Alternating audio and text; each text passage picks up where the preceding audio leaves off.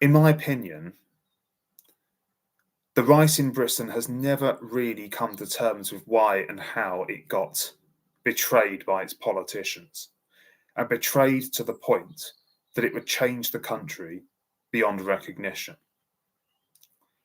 The short answer is that the people who represented the electorate, which we refer to as the political class, progressively sold the electorate out, and sold the electorate out because they put their career interests before the interests of the country.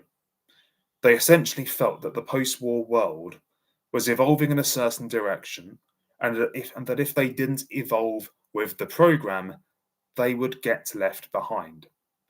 There emerged at some point in the post-war period an unstated and unidentified disjunction between the values of the general public and those of the political class, which only became abundantly clear in the wake of Enoch Powell's notorious Rivers of Blood speech in 1968.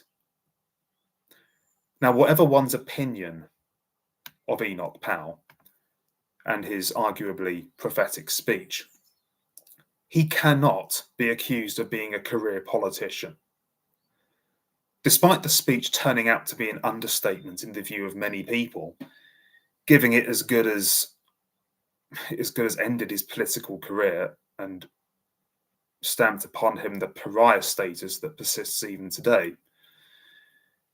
I mean, was Enoch Powell the only politician in Parliament at that time who had serious concerns about mass immigration? Almost certainly not.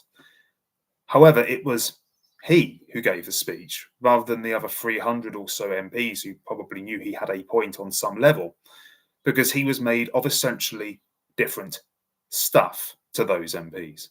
He had a moral backbone, unlike those around him who, while probably quietly agreeing with him, weren't willing to part with their career prospects or their reputation in front of each other in order to publicly defend him.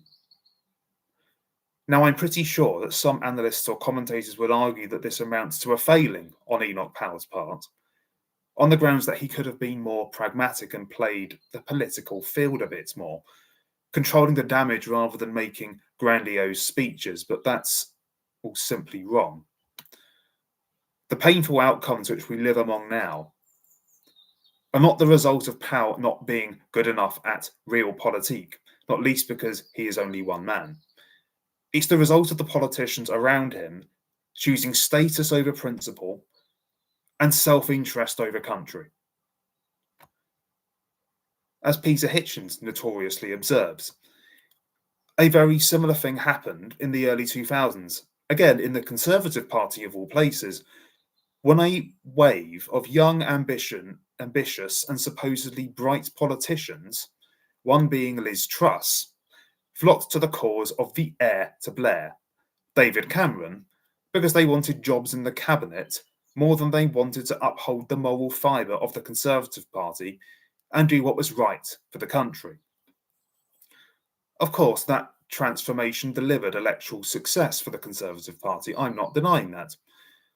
But in terms of substance, the Conservative Party never recovered. Conservatism never recovered, even after the awakening delivered by Brexit. Now, the thing I've always hated the most about the right, aside from the nihilistic impulses of some so-called traditionalists, is this obsession, and I mean obsession, with causally attributing the West's cultural and social decline to the long march through the institutions thesis by people who, more often than not, have never read the works of any of the Frankfurt School thinkers. This has always struck me as a product of unconscious cope for the following reason. Essentially, because the idea of a small cabal of fanatics conspiring and successfully administering the subversion of every social institution and subsequently the mess that we're all living in now is less uncomfortable than coming to terms with the scale of the betrayal and the scale of the moral failing on the part of our politicians. The cultural Marxism conspiracy theory is particularly pervasive because it is in many ways quite comforting. People who like to view themselves as practicing moral agents can be absolved first of recognizing the woke, progressive, evil world they inhabit as, in part, the direct result of their action or inaction, and second, acknowledging that the so-called conservative internet personalities they emotionally invested into these potential solutions may be selling them out in a similar way. The second part for me is especially important because, and this is from my personal experience, there is a striking indifference among the supposedly socially conservative base to whether these so-called conservative or traditionalist online personalities practice what they preach or not. That for me exposes the sort of the rot right there.